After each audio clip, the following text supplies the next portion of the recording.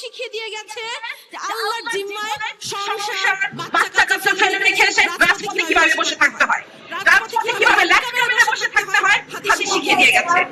হাদিস আমাদেরকে স্ট্র্যাটেজি শিখিয়ে দিয়ে গেছে যে তোমরা কিভাবে রাজপথ দখল করবা, কিভাবে রাজপথ না ছাড়তে হয়, হাদিস আমাদেরকে শিখিয়ে দিয়ে গেছে। ৭১-এর ১৬ই ডিসেম্বর আমরা বিজয় দিবস পালন করি। আজকে মনে হচ্ছে আমাদের বিজয় আসে নাই। আমাদের বিজয় সেই দিন আসবে যেদিন আরবরা আমাদের কাছে আত্মসমর্পণ করবে, যেদিন ইন্ডিয়া আত্মসমর্পণ করবে, সেদিন আমাদের বিজয় আসবে। ততদিন পর্যন্ত আমাদের বিজয়ের জন্য আমরা লড়ে যেতে থাকবো, আমাদের জুলাই চলতে থাকবে।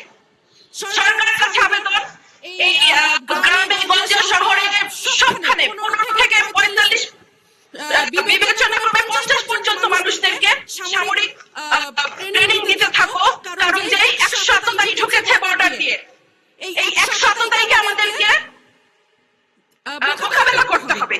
সেই আততায়ীদেরকে মোকাবেলা করার জন্য যে শকুন থাবা উঁচিয়ে রেখেছে চারিদিক থেকে ইন্ডিয়া, সেই ইন্ডিয়াকে আমাদেরকে মোকাবেলা করার জন্য আমাদেরকে ঘরে ঘরে মা বোন ছেলে মেয়ে নির্বিশেষে ট্রেনিং দিতে হবে, কারণ আমাদেরকে এদেরকে মোকাবেলা করতে হবে। আমি ক্ষুদিরাম দেখি নাই, আমি আজাদ দেখি নাই, আমি হাদিকে দেখেছি। হাদি ছিল বিপ্লব, বিপ্লবী নেতা কাকে বলে আমরা হাদিকে দেখে শিখেছি। খাওয়া খাওয়া সংসার বাচ্চা কাচ্চা ভুলে কিভাবে রাজপথ দখল করে থাকতে হয়, কিভাবে বলিষ্ঠ কণ্ঠস্বর, একটা আততভয় কণ্ঠস্বর কিভাবে হয়, হাদিকে দেখেছি।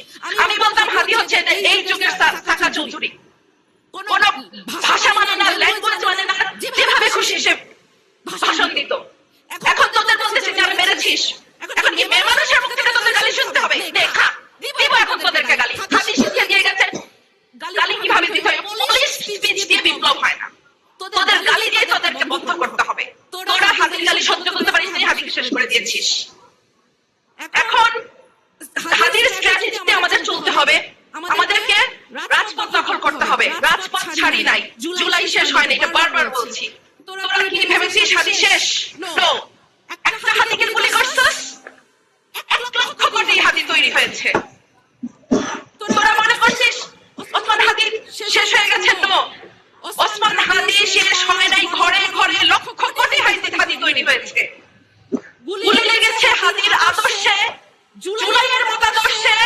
জুলাই শেষ হয় নাই, জুলাই সেদিন শেষ হবে যেদিন ভারতের আধিপত্যবাদ শেষ হবে আমাদের দেশের উপর থেকে, সেদিন জুলাই শেষ হবে। জুলাই শেষ হয়নি, জুলাই সেদিন পর্যন্ত শেষ হবে না।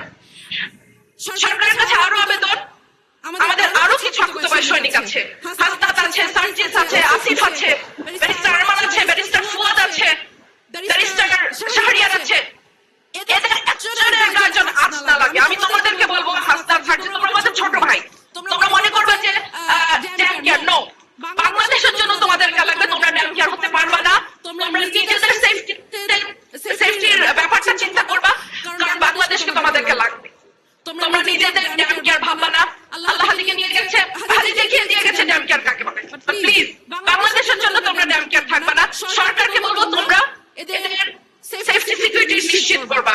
ওই মরে যাওয়ার পরে সারা পরিবারের আমি খেয়াল করবো, বাচ্চার দখল করবো। নো, এটা যেন না হয়, এটা যেন রিপিট না হয়। সাদিক কায়েমের কথা বিশেষ করে বলবো, কারণ শিবির তো তোমাদের চোখের শুল, বাট সাদিক কায়েম যেটা করে যাচ্ছে তোমরা বাকি অনেকেই সেটা করতে পারছো না। আমি সেটাই বলবো যে এই বিপ্লবীদের